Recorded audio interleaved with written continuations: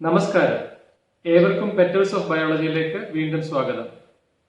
നിങ്ങൾ ആദ്യമായാണ് എന്റെ ചാനൽ സന്ദർശിക്കുന്നതെങ്കിൽ താഴെ കൊടുത്തിരിക്കുന്ന സബ്സ്ക്രിപ്ഷൻ ബട്ടൺ ക്ലിക്ക് ചെയ്യാനും ലൈക്ക് ചെയ്യാനും ഷെയർ ചെയ്യാനും മറക്കരുത്. ഇന്ന് ഞാൻ ചർച്ച ചെയ്യുന്നത് ബയോ ഇൻഫോർമാറ്റിക്സ് എന്ന ഭാഗമാണ്. അതിൽ ബയോളജിക്കൽ ഡേറ്റാബേസസ് എന്ന ഭാഗമാണ് ഞാൻ ചർച്ച ചെയ്യാൻ ആഗ്രഹിക്കുന്നത്. എന്താണ് ഡേറ്റാബേസസ്? ഡേറ്റാബേസസ് എന്ന് പറഞ്ഞാൽ ഒരു കളക്ഷൻ ഓഫ് ഡേറ്റയാണ്. ഒരു കൂട്ടം ഡേറ്റ നമ്മൾ കളക്ട് ചെയ്ത് വെക്കുന്നതിനാണ് ഡേറ്റാബേസസ് എന്ന് പറയുന്നത്. അത് ഒരുപക്ഷെ നിങ്ങളുടെ പേരാകാം, നിങ്ങളുടെ വയസ്സാകാം, നിങ്ങളുടെ ബ്ലഡ് ഗ്രൂപ്പ് ആകാം, നിങ്ങളുടെ അഡ്രസ് ആകാം, നിങ്ങളുടെ സെക്സ് എന്താണ്, മെയിൽ ആണോ ഫീമെയിൽ ആണോ എന്നുള്ളതാവാം. ഇങ്ങനെ ഏത് തരം ഡേറ്റ നമ്മൾ കളക്ട് ചെയ്ത് വെക്കുകയാണെങ്കിലും നമ്മൾ അതിന് പറയുന്നതാണ് ഡേറ്റ കളക്ഷൻ അല്ലെങ്കിൽ collection of data or database. എന്താണ് ബയോളജിക്കൽ ഡേറ്റ? ബയോളജിക്കൽ ഡേറ്റ എന്ന് പറയുമ്പോൾ ജീവജാലങ്ങളുടെ പലതരത്തിലുള്ള ഡേറ്റയാണ്. അതിൽ പ്രധാനമായും വരുന്നത് മൈക്രോ മോളിക്യൂൾസിന്റെ ഡേറ്റയാണ്. അതായത് DNA, പ്രോട്ടീൻ, ഹോർമോൺസ്, വൈറ്റമിൻസ്, അത്തരം ബയോളജിക്കൽ ഡേറ്റകളെ നമ്മൾ ശേഖരിച്ചു വെക്കുകയാണെങ്കിൽ അതിന് നമ്മൾ പറയുന്ന പേരാണ് ബയോളജിക്കൽ ഡേറ്റാബേസ് എന്നത്. പല രാജ്യങ്ങളിലെയും പല ഗവേഷണ സ്ഥാപനങ്ങളും ഇത്തരം ഡേറ്റാബേസുകൾ ശേഖരിച്ചു വെക്കാറുണ്ട്. ബയോളജിക്കൽ ഡേറ്റാബേസുകളെ നമുക്ക് പ്രധാനമായിട്ടും രണ്ട് രീതിയിൽ തരംതിരിക്കാം. ഒന്ന് ന്യൂക്ലിയോടൈഡ് സീക്വൻസ് ഡേറ്റാബേസ്, രണ്ട് പ്രോട്ടീൻ സീക്വൻസ് ഡേറ്റാബേസ്. എന്താണ് nucleotide sequence database? Nucleotide sequence database എന്ന് പറഞ്ഞാൽ ന്യൂക്ലിയോടൈഡുകളുടെ സീക്വൻസിന്റെ ഒരു ശേഖരം എന്നാണ്. ഒരു ന്യൂക്ലിയോടൈഡ് എന്ന് പറഞ്ഞു കഴിഞ്ഞാൽ നമ്മൾ DNA-യും RNA ഒക്കെ പഠിച്ചപ്പോൾ മനസ്സിലാക്കിയതാണ്, ഒരു ന്യൂക്ലിയോടൈഡിന് ഒരു ഷുഗർ ഫോസ്ഫേറ്റ് ബാക്ക് ബോണും ഒരു നൈട്രജൻ അടങ്ങിയിരിക്കുന്ന ഒരു കോമ്പൗണ്ടും ഉണ്ട്. ഇത്രയും സാധനങ്ങൾ ചേർന്ന് കഴിയുമ്പോഴാണ് ഒരു ന്യൂക്ലിയോടൈഡ് ഉണ്ടാകുന്നതെന്ന് നമ്മൾ പഠിച്ചിട്ടുണ്ട്. അപ്പോൾ ഇത്തരം ന്യൂക്ലിയോടൈഡുകൾ പല ജീവജാലങ്ങളുടെയും സസ്യങ്ങളുടെയും ഒക്കെ DNA-യിലെ ന്യൂക്ലിയോടൈഡുകളുടെ ഒരു സീക്വൻസ് നമ്മൾ കളക്ട് ചെയ്ത്, പല സീക്വൻസുകൾ നമ്മൾ കളക്ട് ചെയ്ത്, പല ഓർഗാനിസംസിന്റെയും ന്യൂക്ലിയോടൈഡുകളുടെ സീക്വൻസുകൾ നമ്മൾ കളക്ട് ചെയ്ത് ശേഖരിക്കുകയാണെങ്കിൽ നമ്മൾ അതിന് പറയുന്ന പേരാണ് ന്യൂക്ലിയോടൈഡ് സീക്വൻസ് ഡേറ്റാബേസ് എന്നത്. ഇങ്ങനെയുള്ള ബയോളജിക്കൽ ഡേറ്റാബേസുകൾ ശേഖരിച്ചു വെക്കുന്ന ധാരാളം ഗവേഷണ സ്ഥാപനങ്ങൾ ലോകമെമ്പാടും പ്രവർത്തിക്കുന്നുണ്ട്. അതിൽ 3 ഗവേഷണ സ്ഥാപനങ്ങളാണ് പ്രധാനമായും നമുക്ക് ചർച്ച ചെയ്യാനുള്ളത്. ഒന്ന് EMBL അഥവാ യൂറോപ്യൻ മോളിക്കുലാർ ബയോളജി ലബോറട്ടറി, പ്രവർത്തിക്കുന്നത് യൂറോപ്പിലാണ്. യൂറോപ്പിലെ 27ഓളം രാജ്യങ്ങൾ സാമ്പത്തിക സഹായം നൽകി പ്രവർത്തിക്കുന്ന ഒരു പ്രസ്ഥാനമാണ് EMBL എന്ന് പറയുന്നത്. ഇതിന്റെ ആസ്ഥാനം ജർമ്മനിയിലെ ഹെഡൽബർഗ് എന്ന് പറയുന്ന നഗരമാണ്. യൂറോപ്പിലെ 5 പ്രധാനപ്പെട്ട നഗരങ്ങളിൽ സ്ഥാപിതമായിരിക്കുന്ന 6 EMBL ഇൻസ്റ്റിറ്റ്യൂട്ടുകളിലാണ് യൂറോപ്യൻ മോളിക്കുലാർ ബയോളജി ലബോറട്ടറിയുടെ ഗവേഷണ പ്രവർത്തനങ്ങൾ നടന്നുകൊണ്ടിരിക്കുന്നത്. അതിൽ ഒന്നാമത്തേതാണ് ഹെഡൽബർഗിലുള്ള ഇൻസ്റ്റിറ്റ്യൂട്ട്, രണ്ടാമത് ജർമ്മനിയിലെ തന്നെ ഹാംബർഗിലുള്ള ഇൻസ്റ്റിറ്റ്യൂട്ട്, മൂന്നാമത് ഇറ്റലിയിലെ റോമിലുള്ള റിസർച്ച് ഇൻസ്റ്റിറ്റ്യൂട്ട്, നാലാമത് സ്പെയിനിലെ ബാഴ്സലോണയിലുള്ള ഗവേഷണ സ്ഥാപനം, അഞ്ചാമത് ഫ്രാൻസിലെ ഗ്രനോബിളിലുള്ള ഗവേഷണ സ്ഥാപനം. ഇങ്ങനെ ഈ 5 സ്ഥലങ്ങളിലുള്ള 6 ഗവേഷണ സ്ഥാപനങ്ങളാണ് യൂറോപ്യൻ മോളിക്കുലാർ ബയോളജിയുടെ പ്രവർത്തനങ്ങൾക്ക് ചുക്കാൻ പിടിക്കുന്നത്. ഇത് സമ്പൂർണമായും സൗജന്യമായ അഥവാ ഓപ്പൺ ആക്സസ് ആയിട്ടുള്ള ബയോളജിക്കൽ ഡേറ്റാബേസ് ആണ്. ആർക്കും അത് ഉപയോഗിക്കാനായി സാധിക്കും. ഇവിടെ പ്രധാനമായും ശേഖരിച്ചു വെച്ചിരിക്കുന്നത് ന്യൂക്ലിയോടൈഡ് സീക്വൻസുകളാണ്. പല ജീവജാലങ്ങളുടെയും സസ്യങ്ങളുടെയും ഇത്തരം ന്യൂക്ലിയോടൈഡുകൾ ശേഖരിക്കുകയും പഠിക്കുകയും സംവദിക്കുകയും ഡിസ്ട്രിബ്യൂട്ട് ചെയ്യുകയും മോഡിഫിക്കേഷന് വിധേയമാക്കുകയും വീണ്ടും വീണ്ടും ചേർക്കപ്പെടുകയും ചെയ്യുക എന്നൊക്കെയുള്ളതാണ് യൂറോപ്യൻ മോളിക്കുലാർ ബയോളജി ലബോറട്ടറിയുടെ പ്രവർത്തനത്തിൽ വരുന്നത്. ഓരോ യൂറോപ്യൻ മോളിക്കുലാർ ബയോളജി ലബോറട്ടറിയിലും ഓരോരോ കാര്യങ്ങളെ പറ്റിയാണ് ഗവേഷണങ്ങൾ നടക്കുന്നത്. ഇപ്പം ഹെഡൽബർഗ് എന്ന് പറയുന്ന ആസ്ഥാന ഗവേഷണ സ്ഥാപനത്തിൽ 5 കാര്യങ്ങളാണ് അവിടെ ഗവേഷണം ചെയ്യുന്നത്. ഒന്ന് cell biology, 2 biophysics, 3 computational biology, 4 developmental biology and genome biology. ഇങ്ങനെ 5 കാര്യങ്ങളുടെ ഗവേഷണമാണ് ഹെഡൽബർഗിൽ നടക്കുന്നത്. ഹാംബർഗിലും ഗ്രനോബിളിലും സ്ട്രക്ചറൽ ബയോളജിക്കൽ റിസർച്ച് ആണ് നടക്കുന്നത്. ബാഴ്സലോണയിൽ how the tissues and organs are responding to the diseases and health, അതിനെപ്പറ്റിയുള്ള ഗവേഷണമാണ് അവിടെ നടക്കുന്നത്. അതേപോലെ റോമില് എപ്പിജെനറ്റിക്സും ന്യൂറോബയോളജിയുമാണ് നടക്കുന്നത്. ഹിങ്സ്റ്റൺ എന്ന് പറയുന്ന ബ്രിട്ടനിലെ നഗരത്തില് സ്ട്രക്ചറൽ ബയോളജിയാണ് പഠന വിധേയമാക്കിയിരിക്കുന്നത്. അങ്ങനെ വിവിധ വിഷയങ്ങളാണ് അവിടെ ഗവേഷണത്തിന് കാരണമായിരിക്കുന്നത്. ഇത്തരം ഗവേഷണങ്ങളിലൂടെ ഉടലെടുത്തു വരുന്ന ഡേറ്റകളെ മുഴുവനായും അവിടെ ശേഖരിച്ചു വെക്കുകയും ഡിസ്ട്രിബ്യൂട്ട് ചെയ്യുകയും പരസ്പരം മറ്റ് ന്യൂക്ലിയോടൈഡ് ഡേറ്റാ ബാങ്കുകളുമായി കൈമാറുകയും ഡെയിലി ബേസിസിൽ തന്നെ കൈമാറുകയും ചെയ്യുക, ജനങ്ങളിൽ എത്തിക്കുക, സയന്റിഫിക് കമ്മ്യൂണിറ്റിയിൽ എത്തിക്കുക എന്നുള്ളതാണ് യൂറോപ്യൻ മോളിക്കുലർ ബയോളജിയുടെ പ്രധാനപ്പെട്ട ലക്ഷ്യം എന്ന് പറയുന്നത്. എന്നാണ് യൂറോപ്യൻ മോളിക്കുലർ ബയോളജി സ്ഥാപിതമായത്? 1974 യൂറോപ്യൻ മോളിക്കുലർ ബയോളജി സ്ഥാപിതമായത്. രണ്ടാമത്തെ ബയോളജിക്കൽ ഡേറ്റാബേസ് ആണ് DDBJ അഥവാ DNA data bank of Japan. 1986 സ്ഥാപിതമായ DDBJ DNA data bank of Japan national institute of genetics ജപ്പാന്റെ ഒരു പ്രസ്ഥാനമാണ്. DDBJ യൂറോപ്യൻ മോളിക്കുലർ ബയോളജി ലബോറട്ടറിയുമായും ജെൻബാങ്കുമായും എല്ലാം പരസ്പരം ബന്ധപ്പെടുകയും ഡെയിലി ബേസിസിൽ ഡേറ്റകൾ എക്സ്ചേഞ്ച് ചെയ്യുകയും റിസർച്ച് ചെയ്യുകയും ചെയ്യുന്ന മറ്റൊരു പ്രസ്ഥാനമാണ്. ഇവിടെ DNA ഡേറ്റാബേസുകളാണ് കൈകാര്യം ചെയ്യുന്നതും സ്റ്റോർ ചെയ്ത് വെക്കുന്നതും ഡേറ്റ ബാങ്ക് ഉണ്ടാക്കി വെച്ചിരിക്കുന്നതും എൻറ്റയർ DNA ആണ്. പല ഓർഗാനിസംസിന്റെയും DNA ഡേറ്റാബേസുകൾ നമുക്ക് DDBJയിൽ അവൈലബിൾ ആണ്. ജപ്പാനിലുള്ള നാഷണൽ ഇൻസ്റ്റിറ്റ്യൂട്ട് ഓഫ് ബയോഇൻഫർമാറ്റിക്സ് ആണ് DDBJക്ക് പ്രധാനമായും ചുക്കാൻ പിടിക്കുന്നത്, അല്ലെങ്കിൽ അതിന്റെ അണ്ടറിൽ പ്രവർത്തിക്കുന്ന നാഷണൽ ഇൻസ്റ്റിറ്റ്യൂട്ട് ഓഫ് ജെനറ്റിക്സ് ആണ്. മൂന്നാമത്തെ ബയോളജിക്കൽ ഡേറ്റാബേസ് ആണ് ജെൻബാങ്ക്, ജീനോം ബാങ്ക്. ഇതിന്റെ ആസ്ഥാനം അമേരിക്കയിലെ മെരിലാൻഡിലാണ്. അമേരിക്കയിലെ national centre for biotechnology institute ആണ് ഇതിന് ചുക്കാൻ പിടിക്കുന്നത്. ഇത് നാഷണൽ ഇൻസ്റ്റിറ്റ്യൂട്ട് ഓഫ് ഹെൽത്തിന്റെ അണ്ടറിൽ പ്രവർത്തിക്കുന്ന ഒരു സ്ഥാപനമാണ്. ഇവിടെയും ന്യൂക്ലിയോടൈഡ് സീക്വൻസ് ഡേറ്റാബേസസ് ആണ് കൈകാര്യം ചെയ്യുന്നത്. ഡെയിലി ബേസിസിൽ EMBL-യുമായും DDBJ-യുമായും ന്യൂക്ലിയോടൈഡ് സീക്വൻസ് ഡേറ്റാബേസുകൾ കൈമാറ്റം ചെയ്യപ്പെടുകയും കമ്മ്യൂണിക്കേറ്റ് ചെയ്യുകയും റിസർച്ച് ചെയ്യുകയും ചെയ്യുക എന്നുള്ളതാണ് ജെൻബാങ്കിന്റെ പ്രധാന ഫംഗ്ഷൻ എന്ന് പറയുന്നത്. ജീനുകളുടെ ഒരു ശേഖരം അല്ലെങ്കിൽ ന്യൂക്ലിയോടൈഡുകളുടെ ഒരു ശേഖരമാണ് ജെൻബാങ്കിൽ പ്രധാനമായിട്ടും ഉള്ളത്. National centre for biotechnology information അഥവാ NCBI ആണ് ഇതിന് പ്രധാനമായും ചുക്കാൻ പിടിക്കുന്നത്. www.ncbi.org എന്ന് പറയുന്ന സൈറ്റിൽ നമുക്ക് ജെൻബാങ്കിന്റെ ഡീറ്റെയിൽസ് എടുക്കാനായിട്ട് സാധിക്കും. ഈ പറഞ്ഞ 3 ബയോളജിക്കൽ ഡേറ്റാബേസസിനെ ആക്സസ് ചെയ്യാനായിട്ട് നമുക്ക് ഉപയോഗിക്കാൻ പറ്റുന്ന ഒരു സെർച്ച് എഞ്ചിനാണ് എൻട്രസ് എന്ന് പറയുന്നത്. ലോകത്ത് പ്രധാനമായും പ്രവർത്തിക്കുന്ന 3 ബയോളജിക്കൽ സീക്വൻസ് ഡേറ്റാബേസസ് ആണ് ഞാനിപ്പോൾ നിങ്ങളുമായി ചർച്ച ചെയ്തത്.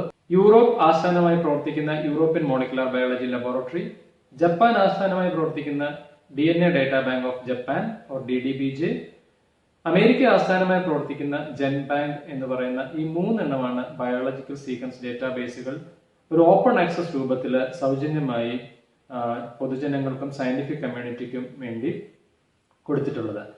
ഇതുകൂടാതെ ഇവർക്ക് ജനറൽ പബ്ലിക്കിനും സയന്റിഫിക് കമ്മ്യൂണിറ്റിക്കും ഇതിനെ പറ്റി അവയർനെസ് കൊടുക്കുന്നതിനുള്ള ക്ലാസ്സുകൾ എടുക്കുക, ഇൻഫർമേഷൻസ് കൊടുക്കുക, ഇതൊക്കെ ഇവരുടെ ഒരു ഫംഗ്ഷനാണ്.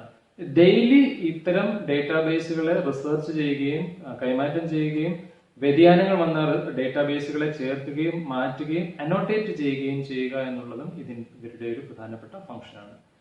രണ്ടാമത്തെ വിഭാഗം ബയോളജിക്കൽ ഡേറ്റാബേസസിന് എക്സാമ്പിൾ ആണ് പ്രോട്ടീൻ സീക്വൻസ് ഡേറ്റാബേസ്.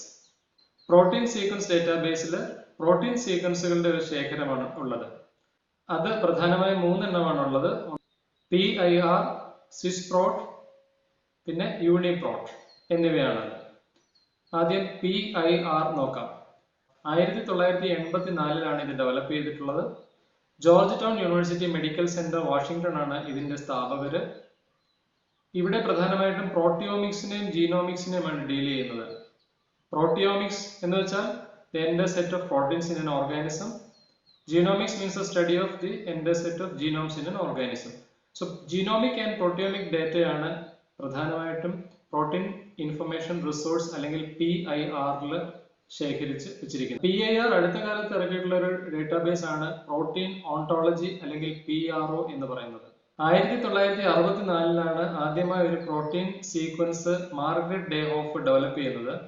ഈ മാർഗരറ്റ് ഡേഹോഫ് ഡെവലപ്പ് ചെയ്ത പ്രോട്ടീൻ സീക്വൻസിനെ ഉൾപ്പെടെ ക്രോഡീകരിച്ച് വെച്ചിരിക്കുന്ന പ്രസ്ഥാനമാണ് പ്രോട്ടീൻ ഇൻഫർമേഷൻ റിസോഴ്സ് എന്ന് പറയുന്നത്. രണ്ടാമത്തതാണ് സ്വിസ് പ്രോട്ട്. 1986 ഇത് സ്ഥാപിതമായിരിക്കുന്നത്. Swiss institute of bioinformatics ആണ് ഇതിന്റെ സ്ഥാപകര്. സ്വിറ്റ്സർലാൻഡിലാണ് ആസ്ഥാനം. അവരാണ് ഈ പ്രോട്ടീൻ സീക്വൻസ് ഡേറ്റാബേസുകളെ കൈകാര്യം ചെയ്യുന്നത്, റിസർച്ച് ചെയ്യുന്നത്. സ്വിസ് പ്രോട്ട് കുറച്ചുകൂടെ അഡ്വാൻസ്ഡ് ആയിട്ടുള്ള ഒരു പ്രോട്ടീൻ സീക്വൻസ് ഡേറ്റാബേസ് ആണ്. ഇവിടെ പ്രോട്ടീൻ സീക്വൻസുകൾ, അതിന്റെ ഫങ്ഷൻ, അതിന്റെ സ്ട്രക്ചർ, കൂടാതെ പോസ്റ്റ് ട്രാൻസ്ലേഷണൽ മോഡിഫിക്കേഷൻസ്, ഇതെല്ലാം ഇവിടെ പ്രതിപാദിക്കുന്നുണ്ട്. വളരെ വിശദമായ പ്രോട്ടീൻ സീക്വൻസുകളെ പറ്റി പ്രതിപാദിക്കുന്ന ഒരു പ്രോട്ടീൻ സീക്വൻസ് ഡേറ്റാബേസ് ആണ് സ്വിസ് പ്രോട്ട് എന്ന് പറയുന്നത്. സ്വിസ് പ്രോട്ടിലെ TREMBL കൂടെ അവർ ക്രോഡീകരിക്കുന്നുണ്ട്. TREMBL means translated European molecular biology laboratory sequences. അതിനെ കൂടെ ക്രോഡീകരിച്ച് സ്വിസ് പ്രോട്ടിൽ വെച്ചിട്ടുണ്ട്. അപ്പൊ ഇത്രയുമാണ് സ്വിസ് പ്രോട്ടിനെ പറ്റി പറയാനുള്ളത്. അത് Swiss institute of bioinformatics develop ചെയ്തിരിക്കുന്ന ഒരു പ്രോട്ടീൻ സീക്വൻസ് ഡേറ്റാബേസ് ആണ് സ്വിസ് പ്രോട്ട്. യൂണിപ്രോട്ട് ആണ് മൂന്നാമത്തെ പ്രോട്ടീൻ സീക്വൻസ് ഡേറ്റാബേസ്. ഇത് വാഷിംഗ്ടൺ ആസ്ഥാനമായി പ്രവർത്തിക്കുന്ന ഒരു പ്രോട്ടീൻ സീക്വൻസ് ഡേറ്റാബേസ് ആണ്. ഇതിന്റെ എൻട്രീസ് പ്രധാനമായിട്ടും ജീനോം സീക്വൻസ് റിസർച്ചിൽ നിന്നും ഡെവലപ്പ് ചെയ്തിട്ട് എടുത്തിട്ടുള്ളതാണ്. ഇവര് ഒരു കൊളാബറേഷനിലാണ് വർക്ക് ചെയ്യുന്നത്. EMBL, സ്വിസ് പ്രോട്ട്, ഇതിന്റെയൊക്കെ ഡേറ്റാസിനെ കളക്ട് ചെയ്യുകയും അതിനെ മോഡിഫൈ ചെയ്യുകയും അതോടൊപ്പം തന്നെ 3D സ്ട്രക്ചറൽ വിഷ്വലൈസേഷന് വേണ്ടിയിട്ടുള്ള കാര്യങ്ങൾ ചെയ്യുകയും ഒക്കെ ചെയ്യുന്നത് യൂണിപ്രോട്ട് എന്ന് പറയുന്നതാണ്. So UniProt is an example for a consortium. ഒരു കൺസോർഷ്യമാണ്. ഈ പറഞ്ഞ ഇൻസ്റ്റിറ്റ്യൂട്ടുകളുടെ എല്ലാം പ്രവർത്തനങ്ങളുടെ ഒരു കൺസോർഷ്യമാണ്, അല്ലെങ്കിൽ ചേർന്ന് പ്രവർത്തിക്കുന്ന ഒരു പ്രസ്ഥാനമാണ് യൂണിപ്രോട്ട് എന്ന് പറയുന്നത്. അടുത്ത ഒരു ടോപ്പിക്കാണ് model organism database. Model organism database means it is the database of genomes or nucleotides of model organisms. ശരി, നമ്മൾ പരീക്ഷണങ്ങൾ നടത്തുമ്പോൾ സാധാരണ വളരെയധികം പരീക്ഷണങ്ങൾക്ക് വിധേയമാക്കാറുള്ള ചില ഓർഗാനിസംസ് ഉണ്ട്. പലപ്പോഴും അത്തരം ഓർഗാനിസംസിന് നമ്മൾ പറയുന്നതാണ് മോഡൽ ഓർഗാനിസംസ്. ഒരു എക്സാമ്പിൾ പറഞ്ഞാൽ ഈക്കോളൈ എന്ന് പറയുന്ന ബാക്ടീരിയ, അതുപോലെ അരാബ്ഡിയോപ്സിസ് എന്ന് പറയുന്ന പ്ലാന്റ്, ഡ്രോസോഫില എന്ന് പറയുന്ന ഈച്ച, ഇതൊക്കെ നമ്മൾ പരീക്ഷണത്തിന് പലപ്പോഴും സ്ഥിരമായി വിധേയമാക്കുന്ന ഓർഗാനിസംസ് ആണ്. അപ്പൊ ഇത്തരം ഓർഗാനിസംസിനെ നമ്മളൊരു മോഡൽ ഓർഗാനിസം, പരീക്ഷണത്തിനായിട്ടുള്ള മോഡൽ ഓർഗാനിസം ആയിട്ട് കൺസിഡർ ചെയ്യുന്നു. ഇത്തരം മോഡൽ ഓർഗാനിസംസിന്റെ കംപ്ലീറ്റ് ജീനോംസിന്റെ അല്ലെങ്കിൽ അതിന്റെ പലതരത്തിലുള്ള ന്യൂക്ലിയോടൈഡ്സിന്റെ DNA ഒക്കെ ഡേറ്റാബേസുകൾ നമ്മൾ ഡെവലപ്പ് ചെയ്യുന്നതിനാണ് മോഡൽ ഓർഗാനിസം ഡേറ്റാബേസ് എന്ന് പറയുന്നത്. അടുത്ത ഒരു വിഭാഗം ഡേറ്റാബേസ് ആണ് ബയോഡൈവേഴ്സിറ്റി ഡേറ്റാബേസ്. ബയോഡൈവേഴ്സിറ്റി ഡേറ്റാബേസ് എന്ന് പറഞ്ഞു കഴിഞ്ഞാൽ പ്രകൃതിയിലുള്ള ബയോഡൈവേഴ്സിറ്റിയുടെ ഒരു എക്സാമ്പിൾ പറഞ്ഞാൽ ഏവിയൻ ഫോണ, പറവകളുടെ മാത്രം ഒരു ബയോളജിക്കൽ ഡേറ്റാബേസ് നമുക്ക് ഡെവലപ്പ് ചെയ്യാനായിട്ട് സാധിക്കും. അത്തരം ഒരു ഡേറ്റാബേസ് അവൈലബിൾ ആണ്. നമുക്ക് eBirds എന്ന് പറഞ്ഞൊരു ഡേറ്റാബേസ് നമുക്ക് ഓൺലൈനിൽ അവൈലബിൾ ആണ്. അതേപോലെ തന്നെ നമുക്ക് ആൽഗകളുടെ ഒരു ഡേറ്റാബേസ് ഡെവലപ്പ് ചെയ്യാനായിട്ട് സാധിക്കും. ആൽഗെ ബേസ് എന്ന് പറഞ്ഞൊരു ഡേറ്റാബേസ് അവൈലബിൾ ആണ്. അതേപോലെ എന്റമോളജിക്കൽ ഡേറ്റാബേസ് ഡെവലപ്പ് ചെയ്യാൻ പറ്റും. ഇൻസെക്ട്സിന്റെ ഡേറ്റാബേസ്, അത് പ്രോട്ടീന്റെ ആവാം, ഹോർമോൺസിന്റെ ആവാം, അതേപോലെ ന്യൂക്ലിയോടൈഡ്സിന്റെ ആവാം, ഏത് തരത്തിലുള്ള ഡേറ്റാബേസ് നമുക്ക് ഡെവലപ്പ് ചെയ്തെടുക്കാനായിട്ട് സാധിക്കും. സോ ഇത്തരം ഒരു ഗ്രൂപ്പ് ഓഫ് ഓർഗാനിസംസ് അല്ലെങ്കിൽ ഒരു ബയോഡൈവേഴ്സിറ്റി ഡേറ്റാബേസ് ഡെവലപ്പ് ചെയ്യുന്നതിനാണ് നമ്മൾ പറയുന്നത് ബയോഡൈവേഴ്സിറ്റി ഡേറ്റാബേസ് എന്ന്. പ്രോട്ടീൻ ഡേറ്റ ബാങ്ക് 1971 ഡെവലപ്പ് ചെയ്തിരിക്കുന്ന ഒരു ഡേറ്റാ ബാങ്ക് ആണ് പ്രോട്ടീൻ ഡേറ്റാ ബാങ്ക് അഥവാ PDB എന്ന് പറയുന്നത്. സിലബസിൽ ഉള്ളതാണ് PDB, പ്രോട്ടീൻ ഡേറ്റാ ബാങ്ക്. ഇവിടെ പ്രോട്ടീൻ സീക്വൻസ് ഡേറ്റകളുടെ ഒരു ശേഖരം, ഒരു ബാങ്ക്, വലിയൊരു ശേഖരമാണ് ഇവിടെ സൂക്ഷിച്ചു വെച്ചിരിക്കുന്നത്. പല ബയോ ഇൻഫർമാറ്റിക്സ് ഇൻസ്റ്റിറ്റ്യൂട്ടുകളും ഡെവലപ്പ് ചെയ്തിരിക്കുന്ന പ്രോട്ടീന്റെ ഡേറ്റയുടെ ശേഖരം, മാക്സിമം കളക്ട് ചെയ്ത് വെച്ചിരിക്കുന്ന ഇടമാണ് പ്രോട്ടീൻ ഡേറ്റ ബാങ്ക് എന്ന് പറയുന്നത്. ഇവിടെ എക്സ്റേ ക്രിസ്റ്റലോഗ്രാഫിയും NMR സ്പെക്ട്രോസ്കോപ്പി വഴിയും ഒക്കെ പ്രോട്ടീൻസിന്റെ ഘടന മനസ്സിലാക്കിയിട്ട് അതിന്റെ സ്ട്രക്ചർ മനസ്സിലാക്കിയിട്ട് അതിന്റെ ഫംഗ്ഷൻ ഡെവലപ്പ് ചെയ്യാനും അല്ലെങ്കിൽ ഫംഗ്ഷൻ മനസ്സിലാക്കാനും അതേപോലെ 3D structure of proteins develop ചെയ്യാനും ഒക്കെ സഹായിക്കുന്ന ഒരു ഡേറ്റ ബാങ്ക് ആണ് പ്രോട്ടീൻ ഡേറ്റ ബാങ്ക് എന്ന് പറയുന്നത്. Sequence alignment tools. ഈ ബയോളജിക്കൽ സീക്വൻസുകളൊക്കെ ഒരു നമ്പറിന്റെയോ അല്ലെങ്കിൽ ലെറ്ററിന്റെയോ രൂപത്തിലാണ് നമ്മൾ കമ്പ്യൂട്ടറിന്റെ സഹായത്തോടു കൂടി കമ്പ്യൂട്ടറിൽ സ്റ്റോർ ചെയ്ത് വെക്കുന്നത്. അപ്പോൾ അതിന് നമുക്ക് ചില അലൈൻമെന്റ് ആവശ്യമാണ്. അത് അറേഞ്ച് ചെയ്ത് വെക്കുന്നതിന് അലൈൻമെന്റ് ആവശ്യമാണ്. ഇതിനാണ് നമ്മൾ പറയുന്നത് സീക്വൻസ് അലൈൻമെന്റ് എന്ന് പറയുന്നത്. അതിന് ചില ടൂൾസ് ആവശ്യമായിട്ടുണ്ട്, കമ്പ്യൂട്ടേഷണൽ ടൂൾസ് ആവശ്യമായിട്ടുണ്ട്. So sequence alignment means the alignment of the biological sequences, biological data or biological sequences in specific format, that is known as sequence alignment. Sequence alignment DNA യുടെയോ RNA യുടെയോ ജീനോ ഒക്കെ നമ്മൾ ലെറ്റേഴ്സിന്റെ രൂപത്തിലാണ്, simple ലെറ്റേഴ്സിന്റെ നമ്പറിന്റെ രൂപത്തിലാണ് അതിനെ represent ചെയ്ത് വെക്കുന്നത്. അപ്പൊ ആ അലൈൻമെന്റിന് ഉള്ള രീതികൾക്കാണ് നമ്മൾ സീക്വൻസ് അലൈൻമെന്റ് ടൂൾസ് എന്ന് പറയുന്നത്. അതിൽ ഒന്നാമത്തേതാണ് pairwise sequence alignment. Pairwise sequence alignment എന്ന് പറഞ്ഞാൽ നമ്മൾ രണ്ട് സീക്വൻസുകളെ ചേർത്ത് വെക്കുക, ഒരുമിച്ച് രണ്ട് സീക്വൻസുകളെ ചേർത്ത് വെച്ച് അറേഞ്ച് ചെയ്യുന്നതിനാണ് നമ്മൾ പറയുന്നത് പെയർ വൈസ് സീക്വൻസ് അലൈൻമെന്റ്.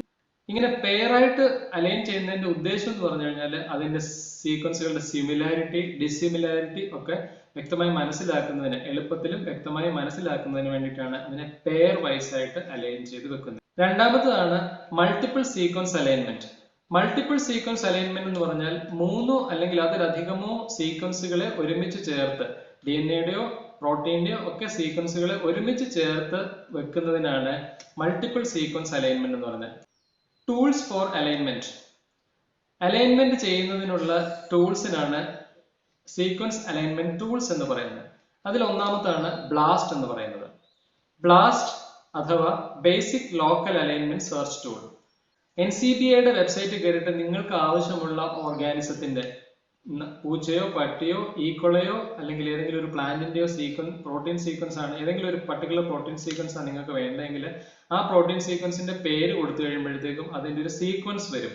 ആ സീക്വൻസിനെ നിങ്ങൾ ബ്ലാസ്റ്റ് പ്രോഗ്രാമിലേക്ക് റൺ ചെയ്യുക.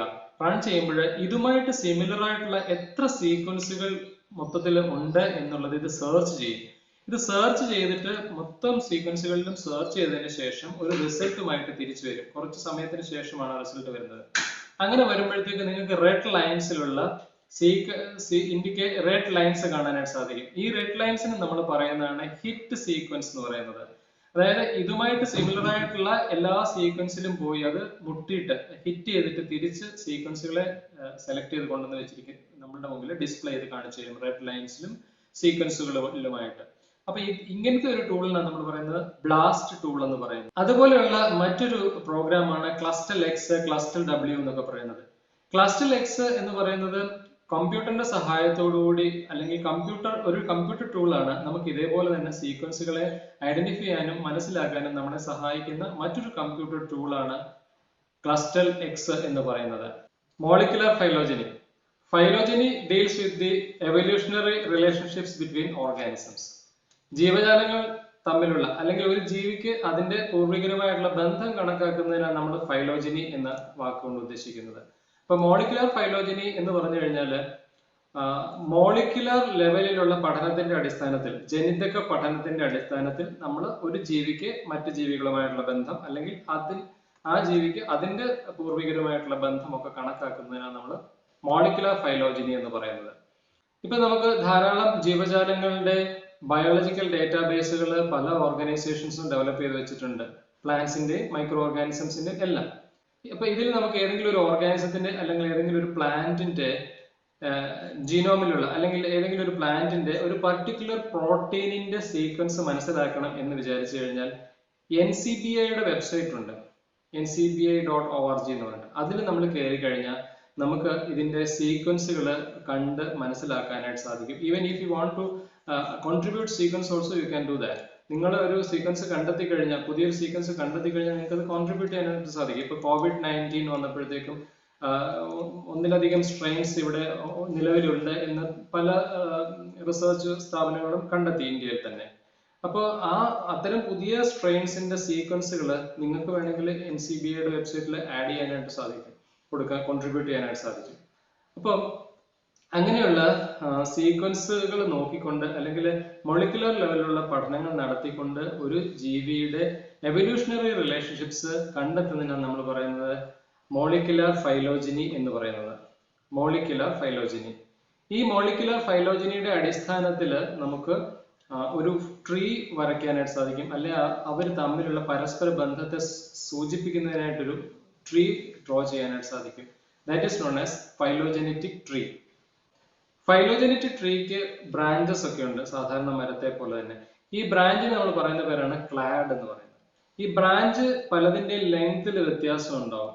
അപ്പൊ അതിന് നമ്മൾ പറയുന്നത് ക്ലാഡ് ലെങ്ത്തിൽ ഡിഫറൻസ് ഉണ്ടാവും. ഈ ഡിഫറൻസ് ഇൻ ക്ലാഡ് ലെങ്ത് ഒരു ബയോഇൻഫർമാറ്റിക് എക്സ്പെർട്ടിന് ഇന്റർപ്രറ്റ് ചെയ്യാനായിട്ട് സാധിക്കും.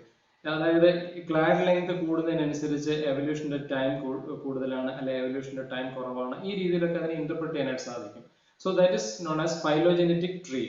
So phylogenetic tree shows the evolutionary relationships between organisms or the evolutionary relationship of an organism with its ancestor. അങ്ങനെ ഇപ്പം നമ്മൾ പഠിക്കുമ്പോൾ പല ഓർഗാനിസംസും അല്ലെങ്കിൽ പല പ്ലാന്റ്സും ഇപ്പം പണ്ട് നമ്മൾ പഠിച്ചിരുന്ന ഫാമിലിയിലല്ല ഉള്ളത്. കാരണം പണ്ട് ബെന്തമാൻ ഹൂക്കർ പ്ലാന്റ്സിനെ ക്ലാസിഫൈ ചെയ്തിരുന്നപ്പോൾ മോർഫോളജിക്കൽ ഫീച്ചേഴ്സ്, ബാഹ്യമായ സ്വഭാവങ്ങൾ നോക്കിയിട്ടാണ്, സാമ്യങ്ങൾ നോക്കിയിട്ടാണ് അതിനെ ഒരു ഫാമിലിയിലോട്ട് വെച്ചിരിക്കുന്നത്. പക്ഷെ ഇന്നിപ്പോ മോളിക്കുലർ ലെവലില്, ജീനോം ലെവലിലുള്ള പഠനങ്ങൾ വന്നപ്പോഴത്തേക്കും ആ പ്ലാന്റ് ഏത് പ്ലാന്റുമായിട്ട് അല്ലെങ്കിൽ ഏത് ഫാമിലിയുമായിട്ടാണ് ഏറ്റവും അടുത്ത് നിൽക്കുന്നത് എന്നുള്ളത് വ്യക്തമാക്കി മനസ്സിലാക്കാനായിട്ട് സാധിച്ചപ്പോഴത്തേക്കും ആ പ്ലാന്റിനെ ആ ഫാമിലിയിൽ നിന്ന് മറ്റൊരു ഫാമിലിയിലോട്ട് മാറ്റി വെക്കുന്ന കാര്യങ്ങളൊക്കെ നടന്നിട്ടുണ്ട്. അതുപോലെ തന്നെ ഒരു ഫാമിലിയെ തന്നെ വേറൊരു ഫാമിലിയുമായിട്ട് മെർജ് ചെയ്യുന്ന കാര്യങ്ങളൊക്കെ ചെയ്തിട്ടുണ്ട്. അപ്പൊ ഇതെല്ലാം മോളിക്കുലർ ടാക്സോണമി അല്ലെങ്കിൽ മോളിക്കുലർ ഫൈലോജനിയുടെ ഭാഗമായിട്ട് വരുന്ന കാര്യങ്ങളാണ്. ഈ ഫൈലോജനറ്റിക് ട്രീ ക്രിയേറ്റ് ചെയ്യാനായിട്ട് ചില സോഫ്റ്റ്വെയർസ് ചില യൂണിവേഴ്സിറ്റികൾ ഡെവലപ്പ് ചെയ്തിട്ടുണ്ട്. അതിൽ പ്രധാനപ്പെട്ട ഒരെണ്ണമാണ് വാഷിംഗ്ടൺ യൂണിവേഴ്സിറ്റി ഡെവലപ്പ് ചെയ്തിരിക്കുന്ന ഫൈലിപ്പ് എന്ന് പറയുന്ന പ്രോഗ്രാം. ഈ ഫൈലിപ്പ് എന്ന് പറയുന്ന പ്രോഗ്രാം ഉപയോഗിച്ചുകൊണ്ട് നിങ്ങൾക്ക് ഫൈലോജനറ്റിക് ട്രീ ഡെവലപ്പ് ചെയ്യാനായിട്ട് സാധിക്കും. അപ്പൊ ഇത്രയും കാര്യങ്ങളാണ് ഞാൻ ബയോഇൻഫർമാറ്റിക്സിൽ നിങ്ങളുമായി ചർച്ച ചെയ്യാൻ ആഗ്രഹിച്ചത്. ഒന്നുകൂടെ ഞാൻ റിവൈൻഡ് ചെയ്യാം. ഇന്ന് നമ്മൾ ചർച്ച ചെയ്തത് ബയോളജിക്കൽ ഡേറ്റാബേസസ്, അതിൽ ന്യൂക്ലിയോടൈഡ് ഡേറ്റാബേസസും പ്രോട്ടീൻ സീക്വൻസ് ഡേറ്റാബേസസും കൂടാതെ മോഡൽ ഓർഗാനിസം ഡേറ്റാബേസ്, അവസാനമായിട്ട് molecular phylogeny. So hope to see you in the next video with another interesting topic. Till then, it's bye from me.